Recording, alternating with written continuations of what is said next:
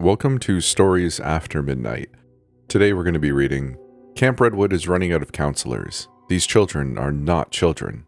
So you're telling me it's not 2018? This is part 3 of a 3-part series written by Trash Tia. I really hope you enjoy it, and a huge shout out to my patrons for helping make this episode possible. Let's get started. Welcome to Camp Redwood. Are you ready to fight to the death with age-regressed 40-year-olds with the faces of adorable little kids? How about coming to terms with your entire life, or at least 5 years of it, being one big lie? We are so excited to announce our 2018 group, where you will undoubtedly find yourself here, your true self, the self you did not know existed. So, jump in that military bunker, grab that blunt object to fight against our little campers, disemboweling our counselors, and get yourself down to Camp Redwood, where we start every day with a Camp Redwood smile. Apply now. Application end date 05/02/2018. It's been a tough few days, so I think I will be posting this update in 2 chunks, so I can get everything down and clear in my head. I'm alone right now. Yes, I am the last survivor of Camp Redwood 2023. I've been unsure how to start this and end this because I really just want to get into the meat of what has been going on. But I must ask, I have to. What year is it? That doesn't matter right now. I'll continue where I left off. Teddy did leave us alone in the end, but his screams were still haunting me hours after the thing with his voice had left. I don't even think I could call it his voice. It sounded like him, but there were pieces of him missing, like someone had reached into the boy's mind and pulled out the skeleton of his consciousness, the bare bones of his being, and cruelly stuffed him into a metal shell. This is what Teddy sounded like. He sounded like a wounded animal, confused why he was alive, terrified. I now know what he is the product of. Teddy is a victim of horrifying, unethical experiments our campers have been forcing on kidnapped counselors after taking over the camp. Have you ever heard of this sound of crying which isn't human? That is Teddy. He is the product of forcing life into the dead and leaving it to suffer with its consequences, which in my opinion is a fate worse than death. You're probably wondering where my 2 companions are. Well, that is why I'm writing this. I want to tell you what happened so I can wrap my head around it myself and choose between killing all of us and sending these psychopaths to hell, or coming to terms with our truth and fighting back. Well, it's their truth. I wouldn't say it's mine. It took us 3 whole days to get the guts to risk leaving Allison's secret bunker inside her cabin and attempting to find a way out of this hellhole. Harry and I were the ones to do it, leaving a still not completely himself Rowan to guard our safe house. I didn't want to leave him alone for a multitude of reasons, but due to Harry actually having a soul and a semblance of empathy, I was overruled. Despite being heavily under the influence of age-regressing animal crackers, which had mentally turned him into a toddler, Rowan was still himself to a degree, which meant he was back to being our leader. I was skeptical at first, because no matter how many times he insisted he was in fact okay, I couldn't seem to shake off the feeling that the childish parts of him, the warped parts of his mind which had turned him into a child, were still there. Even if they were very subtle. I caught him doodling on his clipboard, and much later on singing to himself with an odd smile on his face he had successfully gaslit Harry and I into believing it was just a coping mechanism. Say what you want about Rowan Atlas. He is damn good at swaying your opinion. Even when we were 100% sure Rowan was not his original self, the guy we had both met at the start of camp. It was almost like him having 2 minds, the mind of a child and the mind of a teenager. For example, he still ordered us around and attempted to take back his role as leader, which had at least secured some normality back into our lives. But he also hated loud noises and freaked out every time one of the littles tried to get in. There was also the incident we had agreed not to talk about because talking about it meant facing the fact that our friend was no longer himself. It was hours after Teddy left us in peace. Harry was sleeping and I was on the cusp of slumber, slipping through more files. Rowan had been oddly quiet, which wasn't a Rowan thing. Whether he was mentally a child or a teenager, he was still being loud and obnoxious. I sat up to find him cross-legged, playing with something. I thought it was a worm at first, but no, It was exactly like what I found at the start of this, an eye attached to a nerve. But this time it was undoubtedly human and now Rowan's plaything. When I questioned him, he said he was studying it, though there was definitely a difference between studying something and playing with it. The scary thing was, he saw no wrong in it, holding it in his hands and slipping off the metallic pieces cruelly attached to it. In the end, I took it from him and stamped on it. Rowan didn't have the reaction I was expecting, because he was still hiding behind the facade that his mind hadn't been warped by de-aging animal crackers. If that wasn't bad enough, Eleanor Summers had given me a 24-hour deadline to hand over the boys, and we were well over the limit, so an ambush was likely imminent. I still had so many questions. Why were Rowan, Harry, and Carmel so important while the rest of us was seen as nothing but spare parts? That is what the little bitch said. Now physically 11 years old with the mind of a deranged 40-year-old scientist, Eleanor told me I was nothing to them but spare parts. God, it's so weird calling her what she is, after looking after her kid self, or fake self, for weeks. Little Eleanor, with her golden pigtails and obsession with teddy bear picnics, was in fact a complete sociopath.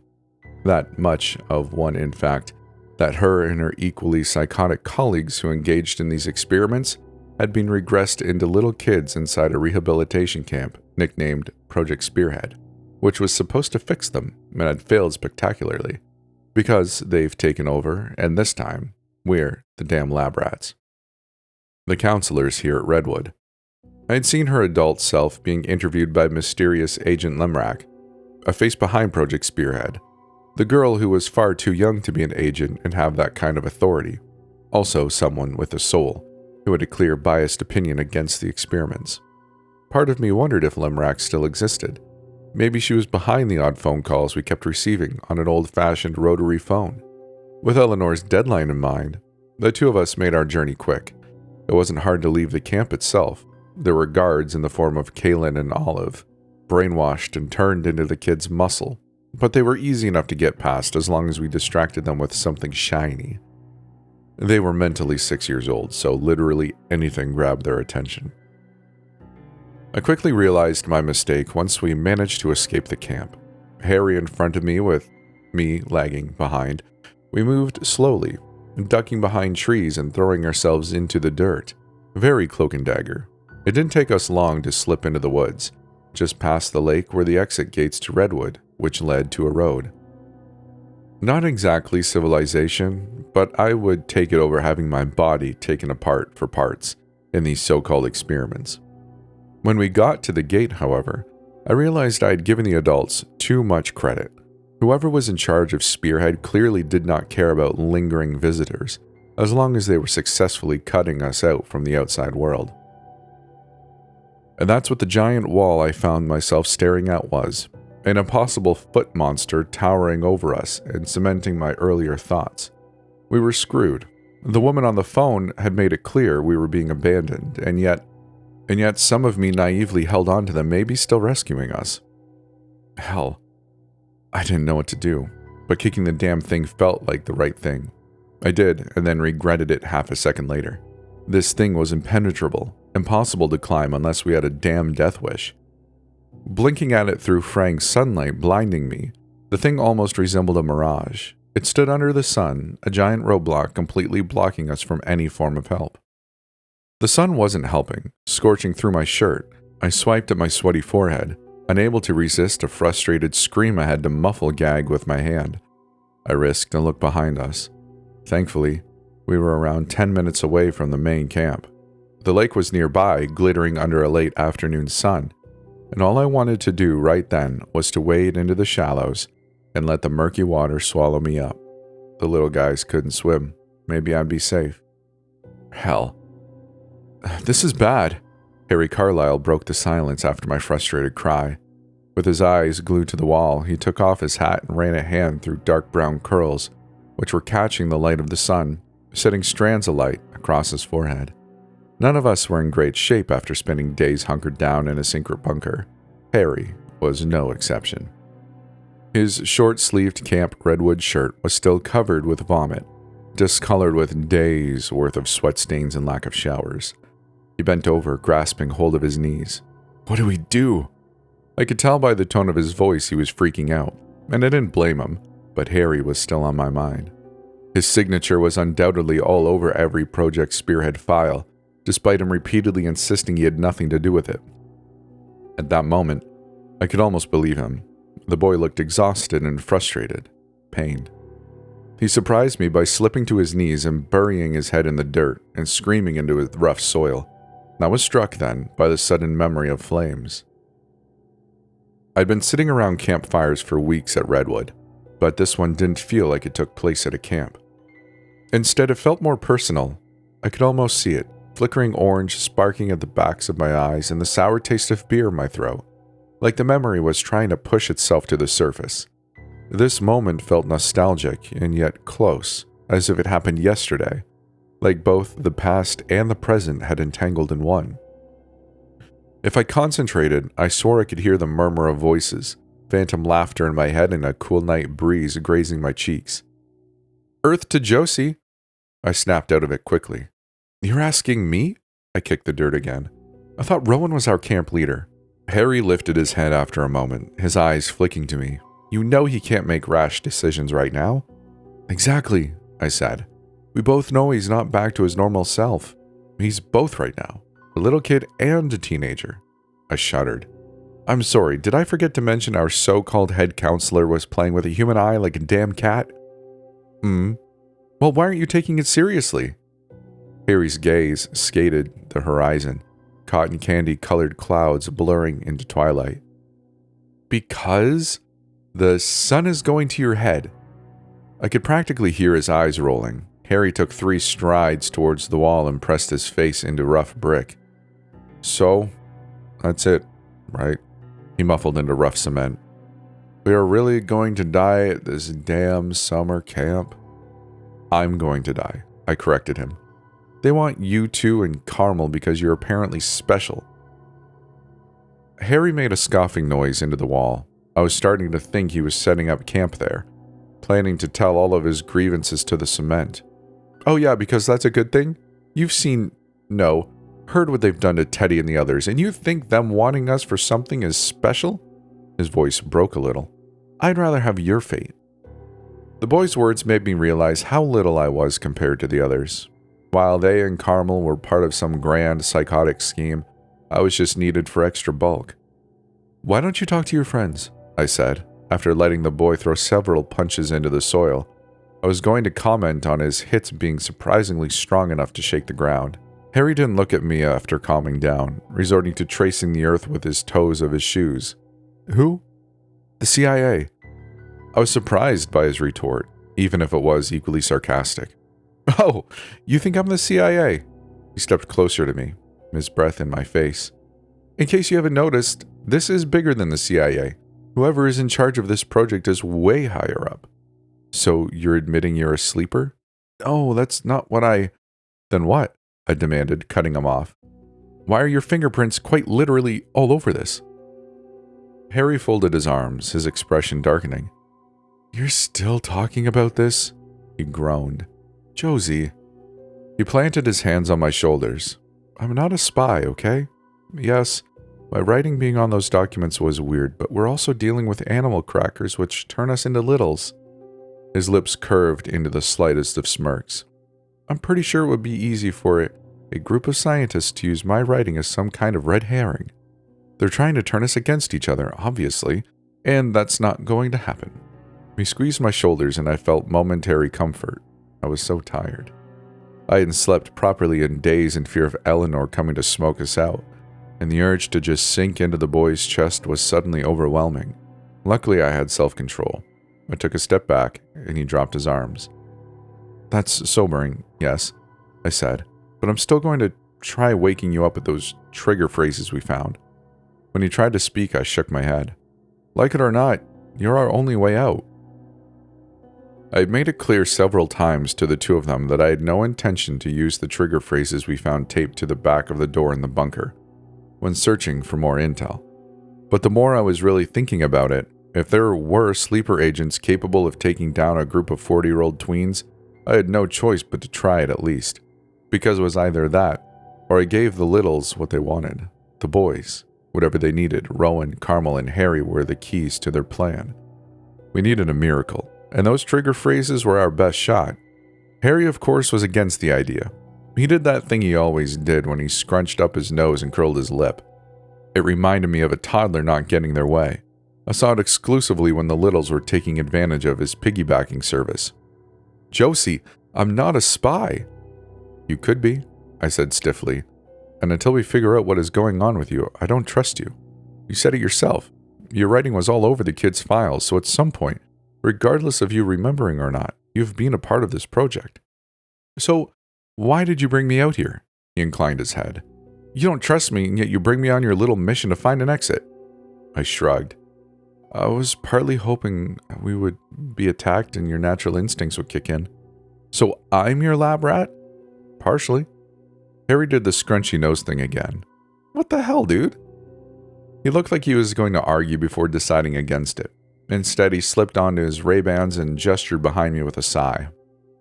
"We should probably get going before those little freaks come looking for us and realize we've left our safe house."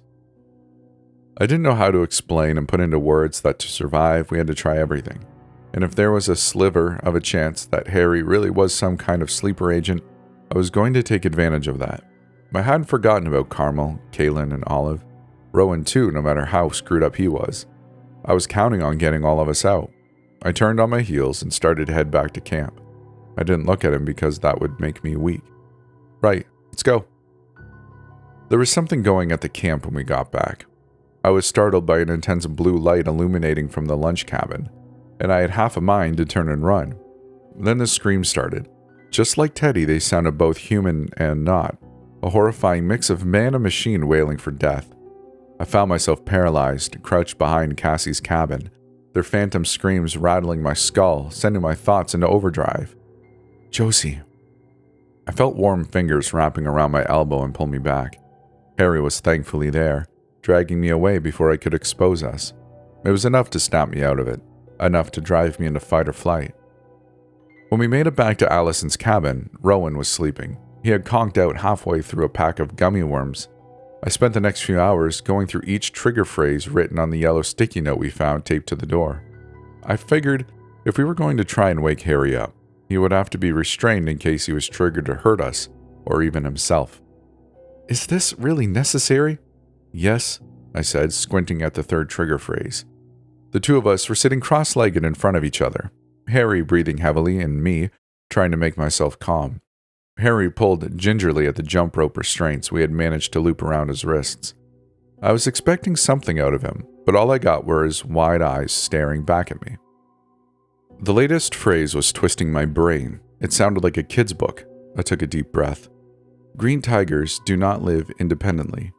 Harry didn't move, making a deal of blinking rapidly back at me. "No, I mean..." He gestured to his arms pinned behind his back. "Why did you have to make them so tight?" "Because you're a spy, dude."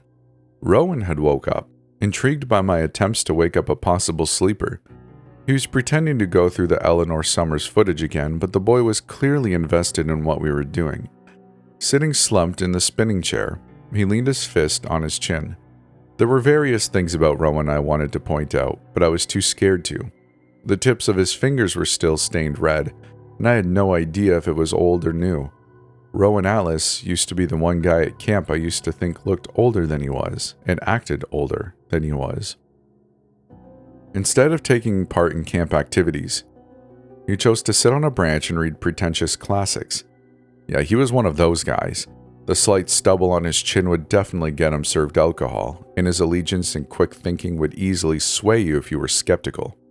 Now he was the complete opposite. Maybe I was imagining things, but he had definitely gotten younger in the face, even if it was just a year or two. And I'm not talking about his appearance, however. Rowan's mentality was drastically different from the guy who held crisis meetings and ordered all of us around like we were his own children. This guy had a certain childish twinkle in his eye, when I happened to catch it. A twitch in his lip, which was constantly a wide smile like he was constantly seeing butterflies. Before being force-fed animal crackers, the guy had maintained his hair and hygiene no matter what happened. Now he looked like he'd been dragged through a forest. literally. There was still grass and leaves caught in his sandy hair, his Camp Redwood shirt torn in odd places. He yawned, curling up on the chair, apparently getting comfy. No hard feelings, but we gotta keep you under investigation. Like Josie said, your name was all over those shady documents. Even his voice was different. I couldn't call it a squeak, but it was close to one. I'm not a spy, Harry grumbled, ducking his head. I think I would know if I was. What, some kind of government agent? That's the whole point of them. Rowan, still with lingering childish traits, winked at him. They don't know either. He raised his hand and mimed the finger guns, protruding them into his temples and pretending to pull the trigger. Adapting a storytelling tone, he lowered his voice to a whisper, like he was talking to the kids. They can live their whole lives without realizing it. I could tell from his tone he was getting excited with the idea of sleeper agents. Maybe it was a kid thing. Rowan sat up straight with wide eyes. Cruelly brainwashed by a secret organization at a young age and turned into super soldiers? These guys have no family, no friends. His gaze flicked to Harry, his lips twitching into a teasing grin. Only the insatiable urge to kill and follow orders. They don't have brains to feel or emotions. And that? He did a dramatic spin on the chair. I could tell he was reveling in the look of horror on Harry's face. That is the most dangerous thing about them. The inability to have free will, because what happens when they come face to face with people they used to love? People from their old life. With both of us enthralled in his speech, the boy smirked. They kill them, family members and friends, with one simple order, bam! Harry jumped, and I am ashamed to say I did too. Rowan blew his imaginary finger guns. With one single and yet perfect headshot, it's all over. There's blood everywhere. There's brains. He giggled. Brains! And it's like so gross.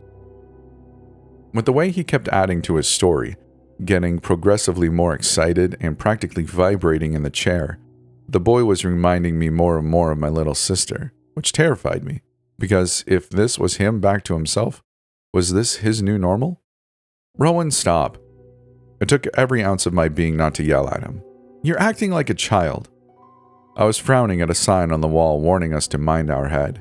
It wasn't even a low ceiling, and yet that was the 4th time I had seen that sign. Harry looked mildly horrified. Usually he was the one who told the ghost stories. I could tell even he was questioning his own identity at that moment, and I paused interrogating him with phrases. I'm sorry, but who out of us ate our weight in animal crackers? Against my will? Rowan yawned again, doing another spin on the chair. I had to turn around and shoot him a glare. That's the 2nd time you've thrown me being turned into a kid in my face, which is not fair. Did I ask to be stuffed full of poison? Well, you didn't exactly fight against Eleanor.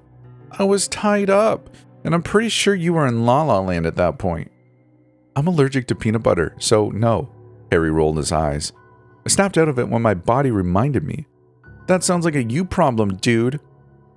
Harry groaned, tipping his head back. Oh my gosh, Rowan. You used to be cool, and now you're like an annoying little brother. Touché. Shut up, both of you. I found my voice, grabbing a pen and scribbling out the first line of trigger phrases, which were a no-go. Rowan, annoyingly, is right, I said, ignoring the guy's noise of glee. If he kept spinning around on that chair, I was going to kill him. The blur of movement at the corner of my eye was driving me mad. Focusing on Harry, I took a break from the trigger phrases for a moment, poking him in the cheek. It was supposed to be lighthearted, but the guy looked offended. For the 3rd time, we can't ignore that at some point you have signed off on all those files, which means you are part of Spearhead, I shrugged. I'm not saying you are, but we have to be smart if we're going to survive against a group of deranged scientists.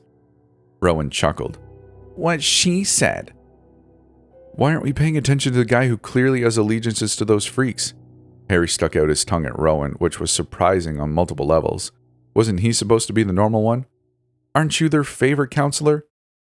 I was literally mind-controlled by preservatives, Rowan shot back. And I'm not the only one. You and Carmel are on their radar too.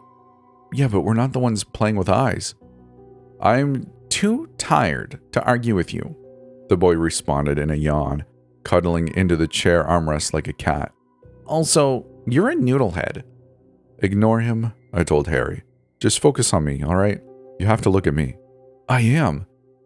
It's time to make the donuts. I articulated it perfectly. Harry surprised me with a laugh. That one can't be real. It is. Shush. I cleared my throat. The strawberry moon will rise in July.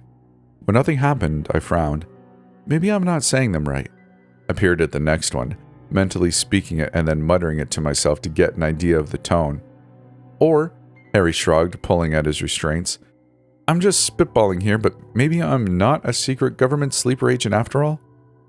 Be mindful of the deep ravine.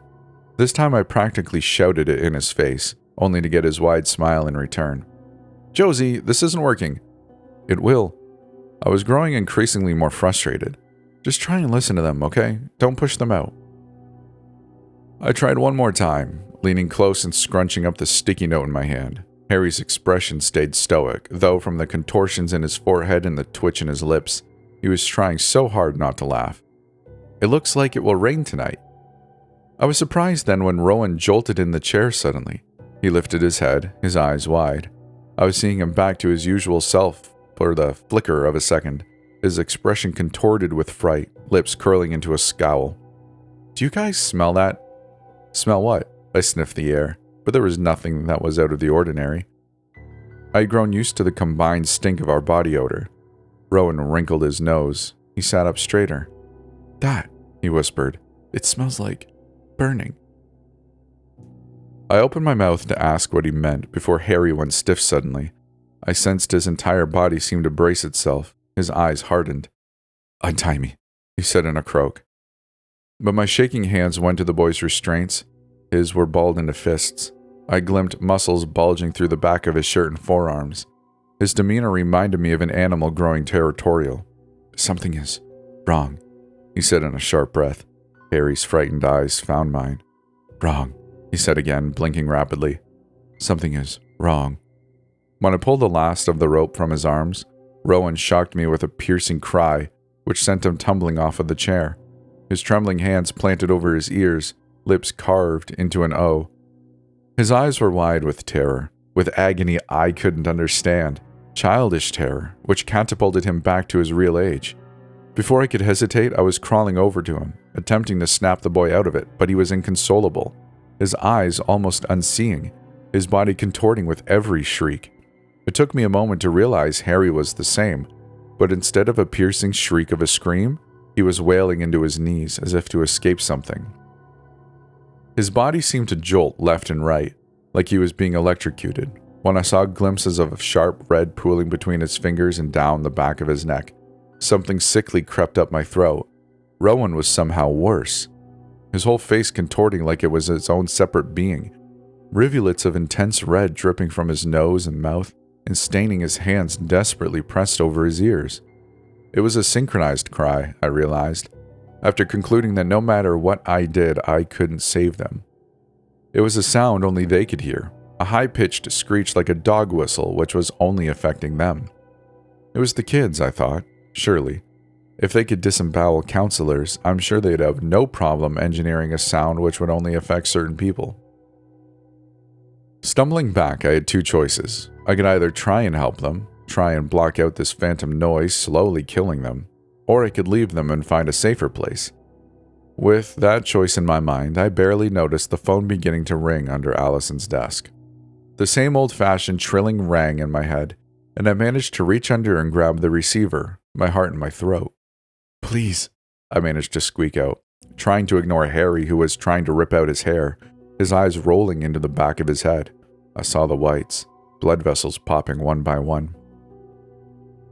When he crumpled to the ground, I thought he was dead, but his wails continued into the floor, and I wanted them to stop.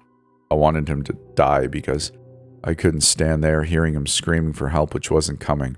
I couldn't help them, and it was killing me. The kids were clearly trying to smoke us out, this time targeting the boys. Still, though, I had my secret weapon, the Spearhead Project. There are 3 of us left, I panted down the phone. You have to help us. I'm at Camp Redwood. You need to get us out of here. Do you hear me? You need to get us out. Attempts to fix the current situation have been unsuccessful, Miss Greenfield. The woman with the British accent's voice came through in a rush of static, cutting me off. Her voice was monotone, and I wondered if she was in fact a programmed bot. All efforts for manual activation have failed from the disaster zone. The signal appears to have been sabotaged. I repeat, the E.485 frequency has been sabotaged. Designated models 0115, 0116, and 0118 are now officiated as being faulty and no longer needed for Protocol 9AXC5.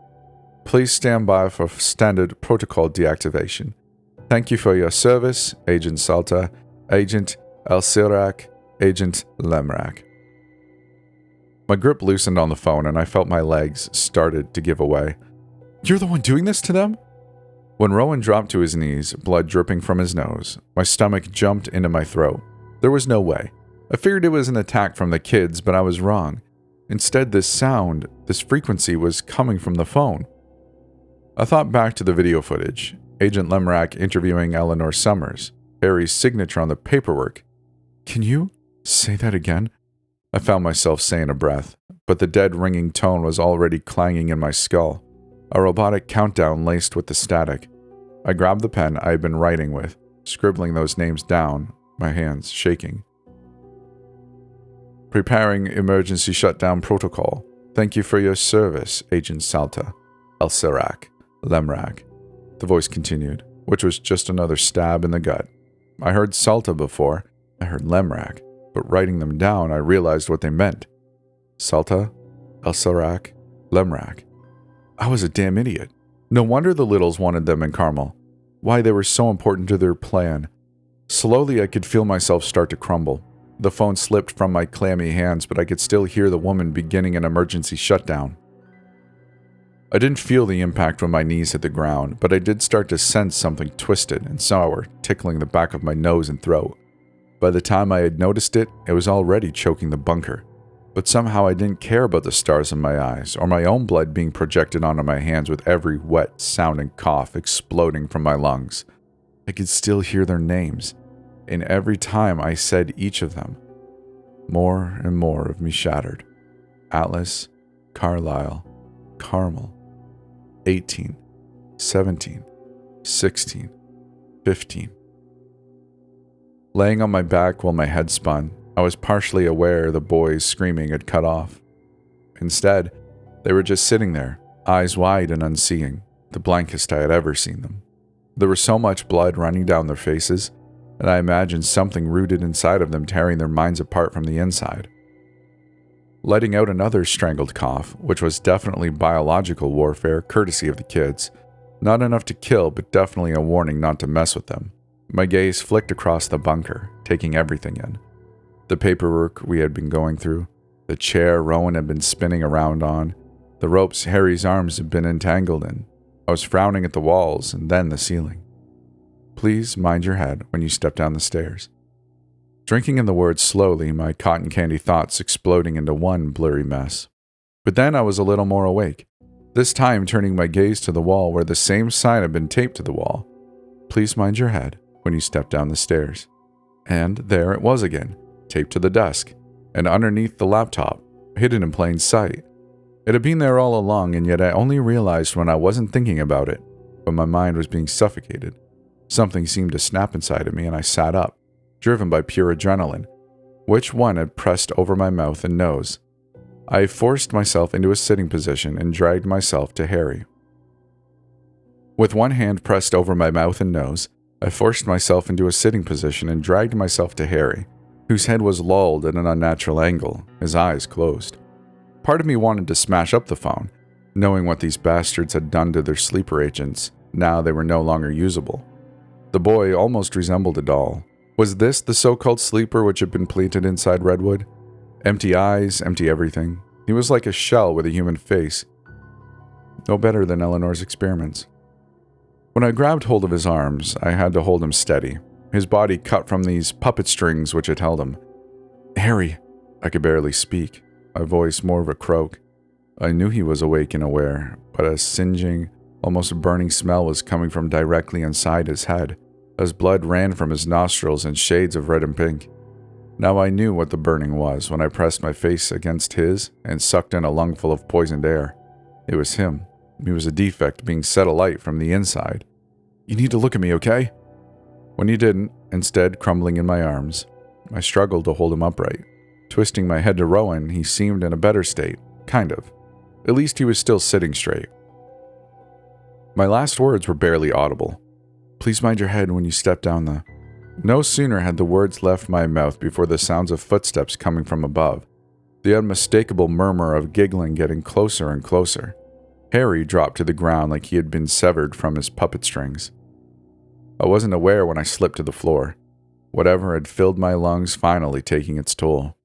Through flickering eyes, I could see our barricade being blown through, the ground rumbling beneath me, throwing me into something warm. Rowan.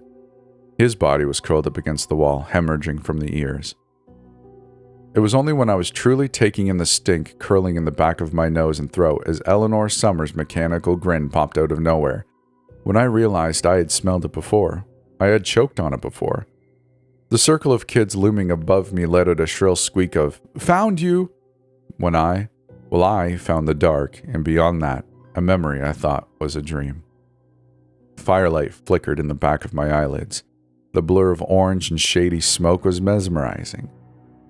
I stared real hard at the fire like I was told to, at smoldering shades of yellow and orange colliding, thick black smoke billowing into the air while our faces illuminated the circle. I tightened my grip on my beer, swallowing another mouthful. It was cheap stuff, but had just enough burn to get me tipsy. I felt good at that moment, relaxed. My head was starting to spin, but it was the good spinning, like I was going round and round on a carousel. I wasn't sure why I felt apprehension at that moment. It was just a game, right? So why did I want to jump up and go home? Why did I want to squeeze my eyes shut? Milo's words rattled in my skull as I squinted into the fire. "Come forth, those who are no longer with us." Ghosts weren't real, I thought dizzily. They couldn't be. Not when science and logic existed. However, when the flames began to grow increasingly more erratic, I couldn't resist leaning forward and... there. Something warm crept its way up my throat. There was a shadow twisted in the smoke, a very human-like thing stepping directly from the trees. From the hollow darkness I had been too scared to fully take in, finding solace in flickering and illuminated sparks spitting from the fire. The others started to murmur to each other as the thing took a step out of the trees. Clea shuffled back with a cry, and Milo and JJ turned twin shades of sickly pale. It was a guy, older, by maybe a year. Shaggy reddish hair tied into a loose ponytail. His clothes were a simple leather jacket and jeans, but looking at his face, he was bruised. Every part of him exhausted and battered. His eyes, when I caught them, were nothing but twin pools of oblivion glaring back at us. "Holy hell," Milo hissed out. "I didn't think that would actually work." Downing his beer, he whooped. "All right, name, age, occupation, and..." His lips quirked into a grin. "How you died, man?" The guy inclined his head, his mouth curling into the start of an amused smile. "I'm not a ghost, jackass." His British accent was jarring. "And?" Milo leaned back, crossing his legs. "Play along, bro, or I'll call the cops and tell him a grown-ass man is screwing with minors." "But he looks our age," Clea hummed. "And he's kinda cute." "I don't give a damn." Milo's eyes were hard. "State your truth, or I get my dad on the line." The guy rolled his eyes, raising both arms like he was surrendering. Samuel Joseph Wilder. He surprised me by responding, and now that I looked at him, this guy definitely was not dead, unless dead people carried a gun latched to their belt and a cheap iPhone sticking from their jeans pocket. 19 years old, he shrugged. "I guess you could say I'm an ex-student." He paused, and I caught emotion flicker across his face, his hands balling into fists. "I was killed, no, murdered by my town." Milo leaned back, cracking open another beer and taking a sip. Clea leaned closer to him, her eyes wide. "Playing along, huh? I like it. State your truth." The guy nodded, lowering his arms. His dark eyes flicked to each of us, drinking us all in. I just escaped from a secret government facility, doubling as a summer camp, which has converted half of my town's kids into mindless super soldiers. There was a pause before Clea burst into nervous giggles. Milo cocked his head. I said state your truth, not plagiarize the Hunger Games. Ignoring Milo, the guy turned his eyes to me. J.C. Greenfield? He took a step forward before seemingly deciding against it. I didn't move or speak, my heart in my throat. I didn't have to reply. This strange boy continued, his lips curling. You're going to die tonight, J.C. At that moment, I realized why I had been feeling nauseous all night, why my mind had been anticipating something all day, and why, no matter how hard I tried, I couldn't brush off his words. Maybe part of me was expecting this. The stranger's tone was too cold to ignore, the state of him too real to brush off as a joke. Suddenly, it was just me, him, and fate glaring down on us. My life as I knew it exploding into nothing in the charred remains of the dying fire. His voice echoed in my head, collapsing into white noise, and when I noticed how truly inhuman he looked, I fully took him in, illuminated in firelight. If you don't get the hell out of this town, you're going to have the same fate as me. I'm going to go out on a whim and say it's not 2018, and I've been at Camp Redwood for way longer than I realized. That's the end. I really hope you enjoyed this part. I hope you enjoyed this series. If you did, let me know in the comments below. It's kind of a wild ride, am I right? Anyways, I hope you enjoyed yourself here. If you did, like the video, the episode, wherever you are, maybe leave a comment, let me know your thoughts. Subscribe for more because, hey, that helps YouTube, know that these things aren't hot garbage. So I appreciate you for listening. If you'd like to support the channel even more, consider joining on Patreon. And I'd really appreciate that. But I just, at the end, appreciate you being here. And there's a Discord too if you want to come join. So that'd be really fun. And a link to other things will be in the description of this episode, like really cool merch. So anyways, for the 1000th time in the last 20 seconds, I hope you've enjoyed yourself here. I hope you enjoyed this series. And we will see you in the next one.